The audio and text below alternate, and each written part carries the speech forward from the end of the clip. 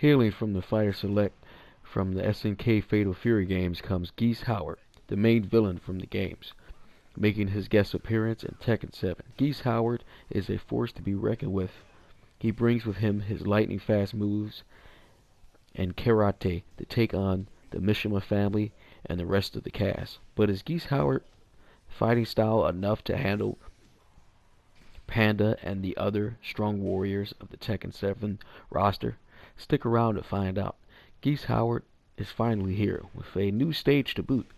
Damn, so many walls. Geese Howard's DLC has a pretty hefty price tag for $8.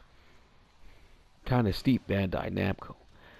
But it's only $2 more than what a DLC fighter would normally cost. But moving on to the character review.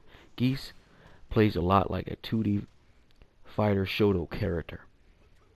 Low kicks that cancel into fireball and lots of jumping attacks. But let's break down the character. Movement. Geese moves as fast as my other favorite characters. Geese movement is very regular. Special attacks. Geese has a pretty decent arsenal when it comes to special attacks, but his bread and butter special attack is his fireball.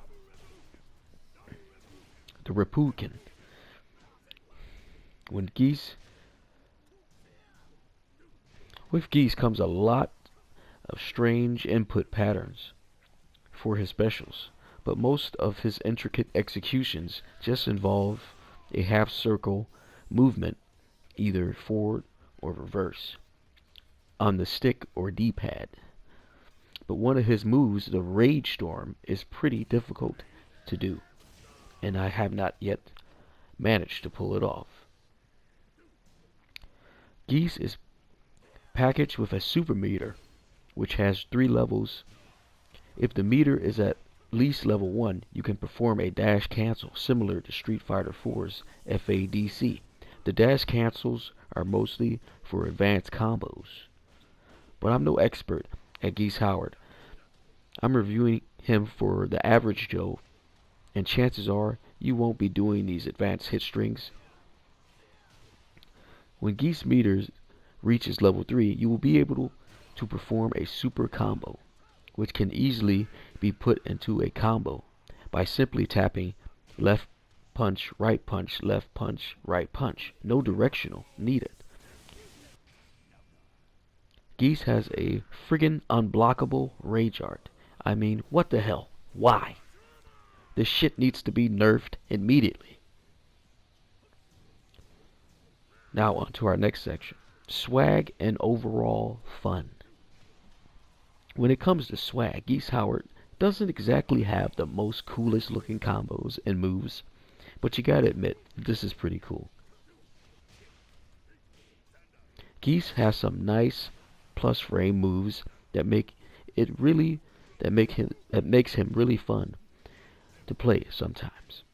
Now on to the downside of the character. Geese's damage is terrible. It's only about half of what the top tier characters can put out. And another thing, Geese doesn't have any good range attacks, which may cause you to have to try to bait your opponent out.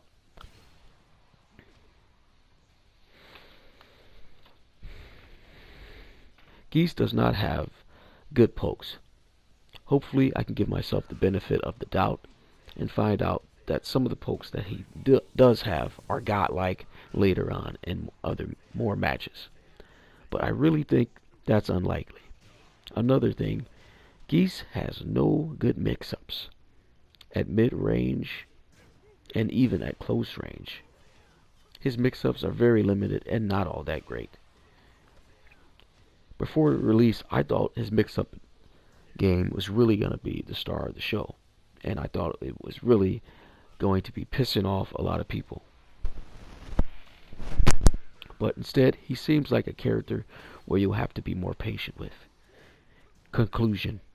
If you're looking for a character who has everything, Geese definitely ain't it. He's very risk-reward. The super meter really doesn't make the character that fun. Well, this has been my review of the new DLC, the new Tekken 7 DLC character, Geese Howard. And I'm going to give Geese a rating out of